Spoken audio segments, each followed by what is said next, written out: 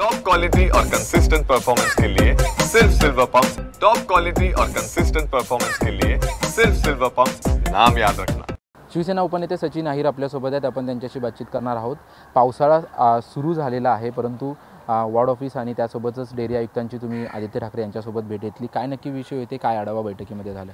दरवर्षी आम्ही पावसाळ्याच्या अगोदर आपण बैठका घेण्याचा हा ससेमिरा चालत असतो।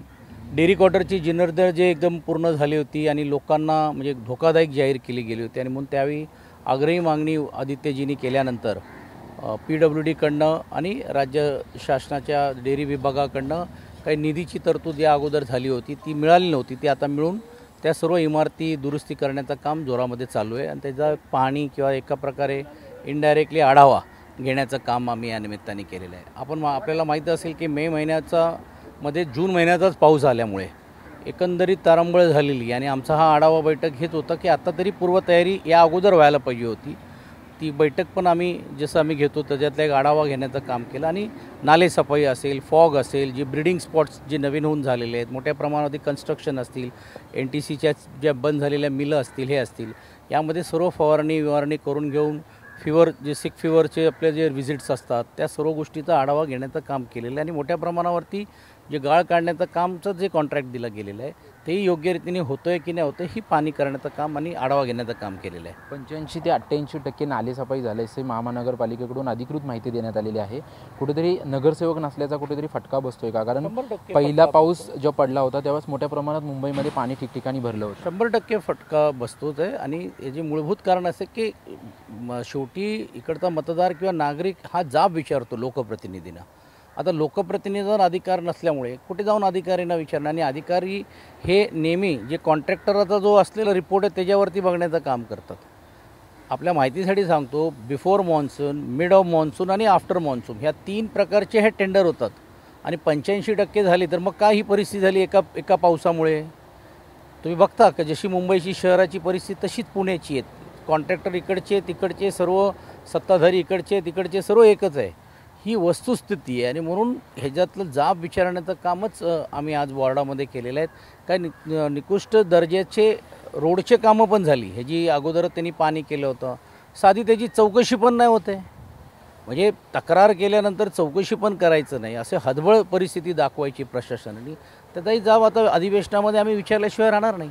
एक सकाळी मोठा लोकल अपघात झालेला आहे, जवळपास 8 जणांचा त्यामध्ये मृत्यू झालेला आहे। जी मुंबईची लाईफलाईन खरं तर मुंबईच्या लोकलला म्हटलं जातं, त्यामध्येच अशा प्रकारची मृत्यू होत आहेत, वारंवार घटना घडत आहेत, परंतु कुठेतरी रेल्वे प्रशासनाचं याकडे दुर्लक्ष आहे असं तुम्हाला वाटतं? नक्कीच हे दुर्दैवी घटना आहे आणि मूलभूत चीड या गोष्टीची येण्यासाठी आहे की घटना का घडली, ही काय ॲक्सिडेंट नाही झालेलं आहे, ही निष्काळजीपणा रेल्वे प्रशासनाचा ओव्हर क्राऊडेडमुळे झालेली आहे। म्हणजे ह्याचा अर्थच असा आहे की अनेक दिवस, अनेक महिने, लाखो जे प्रवासी जे आहेत जीव मुठीवर घेऊन प्रवास करतात, ही परिस्थिती जर या 21व्या शतकामध्ये मुंबईची व्हायला पाहिजे?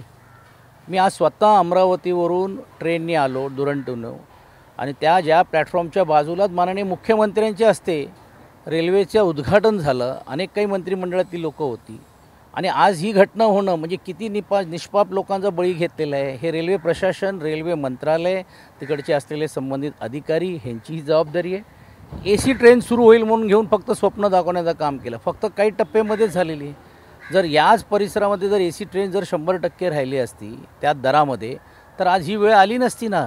म्हणजे ओव्हर क्राऊडमुळे हे झालं असं हे ज्यावेळी होतो त्यावेळी जीव जळतो की आजही आपण मुंबईतल्या तमाम असलेल्या नागरिकांचा जीव मुठ्ठीवरती घेऊन फिरणारे जी लोक आहेत त्यांचा फक्त आपण त्याची शोकांतिका आणि त्यांना मग काहीतरी मदत करायचं एवढंच आहे। ही जबाबदारी ही प्रशासनाची आहे। रेल्वे मंत्रालय फक्त मंत्रालयाकडे बघत नाही, ते रील मास्टर झालेले आहेत असा आरोप आता सर्वसामान्य लोक करत आहेत। मुंबईची लाईफलाईन असलेली ही रेल्वेचं जर हे अशा पद्धतीने होत असेल त्याला आम्ही जाब विचारल्याशिवाय राहणार। वारंवार रेल्वे मंत्र्यांकडून घोषणा केली जाते की दरवाजे असणाऱ्या रेल्वे ज्या आहेत, ज्या स्वयंचलित दरवाजे लागतील अशा रेल्वे आपण आणण्याचा प्रयत्न करतोय। त्यासोबतच बुलेट ट्रेन मुंबईला देण्याचा प्रयत्न आहे, मेट्रो चांगली व्हावी अशासाठी प्रयत्न आहे, परंतु मुंबई लोकलच्या गर्दीवरती नियंत्रण कुठेतरी एवढ्या वर्षांपासून रेल्वे प्रशासन मिळवण्यासाठी कुठेतरी हातबल आहे। गेल्या 3-4-5 वर्षाचाच आकडा जर तुम्ही बघितला असेल, हजारोहून जास्त लोक प्रवासी या रेल्वेच्या प्रवासातून एक्सपायर झालेले आहेत वेगवेगळ्या कारणास्तव। मग ही जबाबदारी त्यांच्यावरती येत नाही का? तुम्ही जपानबरोबर करार करताय स्पीड ट्रेनचा, अरे पण जपानची टेक्नॉलॉजी स्पीड ट्रेनची सोडा, तिकडची टेक्नॉलॉजी सर्वसामान्य रेल्वेसाठी तरी आणा. AC तुम्ही कंपार्टमेंट करण्याचं काम केल्याशिवाय तुम्हाला हे स्वचलित असलेले दरवाजे, बंद दरवाजे ती ट्रेन आणताच येणार नाही. हा सोपा भाग आहे. पण ते न आणता ते परवडत नाही म्हणून घेऊन त्याचा हे दाखवता, सबसिडाईज करायला पाहिजे होता, ते केलं नाही आणि म्हणून हे जीव गेलेले आहेत. ही संपूर्ण निष्काळजी रीतीने काम करण्याची प्रशासनाची जबाबदारी आणि रेल्वे मंत्र्याची जबाबदारी आहे. मुख्यमंत्री लगेच दुसऱ्या घटनाला 2 मिनिटात येऊन घेऊन प्रतिक्रिया देतात, दोन्ही उपमुख्यमंत्री येऊन देतात. का या मुंबईच्या प्रश्नाच्यावरती अजून ते बोलत नाही, का चूप बसलेले आहेत, हा प्रश्न पण देखील निर्माण होतो. दुसरीकडे दोन्ही भाऊ एकत्र येण्याविषयीच्या चर्चा आहेत. काल मनसे नेत्यांची आणि काही आपल्या पक्षातील नेत्यांचे देखील लग्न समारंभामध्ये भेटीगाठी होत आहेत. म्हणजे याकडे तुम्ही कशा पद्धतीने पाहताय? आणि शहाजी बापू पाटील असं म्हणतायत की दोन्ही भाऊ संपलेल्या पक्षामध्ये जात आहेत आणि संपलेला पक्ष दोन्ही भावांचा आहे, त्याच्यामुळे बुडत्या जहाजामध्ये दोन्ही भाऊ बसत आहेत, अशा प्रकारची शहाजी बापू पाटलांनी प्रतिक्रिया दिली. शहाजी बापू मला वाटते आता काय ते डोंगर, काय ते झाडी बघण्यामध्ये आता व्यस्त असल्यामुळे परत तेच त्यांना बोलले, तर मला वाटते त्यांना प्रतिक्रिया देणं काय उचित नाही आहे. त्यांचा या विषयाशी काही दूरचा पण संबंध नाही. एक गोष्ट नक्की आहे की ही सुरुवात ज्यावेळी एका इंटरव्ह्यूनी झाल्यानंतर त्याला प्रतिसाद, काही गोष्टी, काही अटी किंबहुना न ठेवता महाराष्ट्राच्या हितासाठी आपण जर एकत्रित द्यायचं असेल तर आमची कुठची तयारी आहे.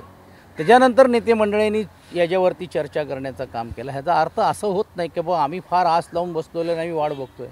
मला वाटते ज्या अर्थी राज्याचे आमचे नेते बोलतात, ज्या अर्थी आमचे पक्षप्रमुखांनी सांगितलेलं आहे की महाराष्ट्राला अपेक्षित होणारी गोष्ट घडणार आहे, हा संकेत आहे.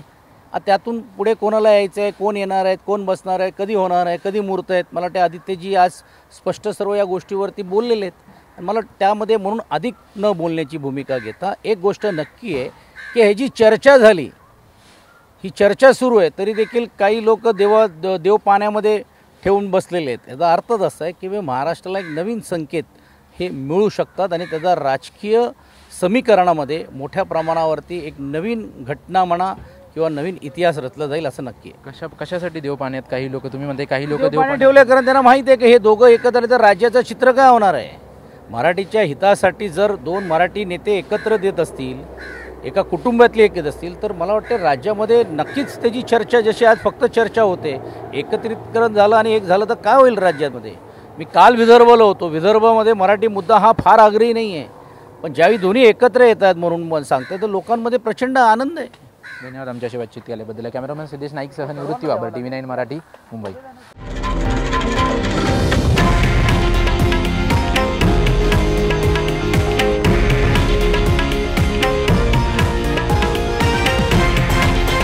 हे आहे देशातील नंबर 1 न्यूज नेटवर्क आणि आपण पाहत आहात TV9 मराठी, एकमेव.